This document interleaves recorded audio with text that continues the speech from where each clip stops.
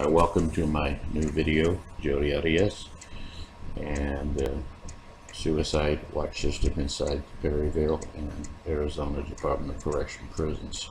The reason for this remake on this video is because the other one was poorly done. Background was very distracting, thus bear with me as I redo the suicide watch video, because it's with a high degree of certainty that the suicide watch process will be tested by Jodi Arias once committed to the Perryville prison. Looking at a high fatality rate inside Arizona prisons got to be disturbing, and the fact is today it's the sixth highest suicide rate in the country. Arizona officials have not dedicated enough attention to this matter. A closer look at the individuals committing suicide no longer suggests that suicides are committed due to their initial crisis of incarceration, but the isolation problem or conditions of confinement, thus the inmate's inability to do time imposed under the Department of Corrections rather than just their length of sentence. Hence, the suspected conditions of confinement are the driving forces in disproportionate higher rates of suicide being committed inside the more restrictive units. How will this impact Jodi Arias if placed on a suicide watch? Will the culture change to take it seriously and try to preserve life? Time will tell. I believe this would describe Jodi Arias' situation. She's a master manipulator who will be placed on a suicide watch within the first 5 years of incarceration. I also believe she will test the suicide system, and her family will try to hold the DOC responsible for anything that happens while she's under their care.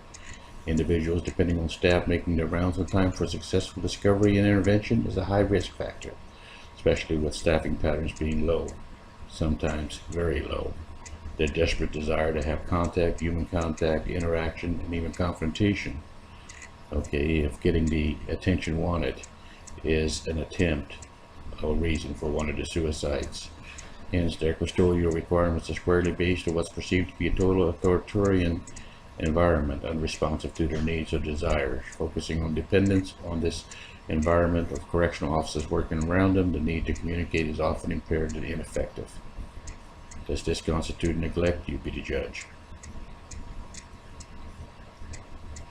Since this is the first link in communicating risk or changes in behavior or thoughts, there's a distinct operational factor placed into the formula for disaster.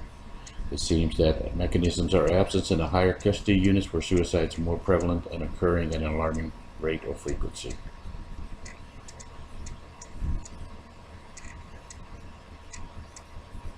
They often suggest behaviors being ignored and not reinforced through intervention. In fact, not unusual for mental health professionals to resort to labeling with inmates engaging in deliberate self-harm, termed manipulative, attention-getting, truly suicidal, and not being serious about actually committing the act, but crying out for help.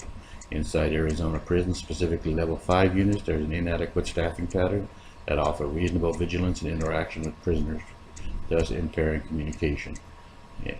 Arizona prison officials have determined, with the support of mental health staff, that the suicide watch is not dangerous and simply an inmate's or prisoner's attempt to manipulate his or her environment. Perceiving the threat as not real transfers it into a complacent or mannerism in obligation or duty. This suggests correctional staff might do the same, as they accept this manipulation game as a precondition of their job assignment, duty, and watch during a suicide prevention watch inside level 5 units.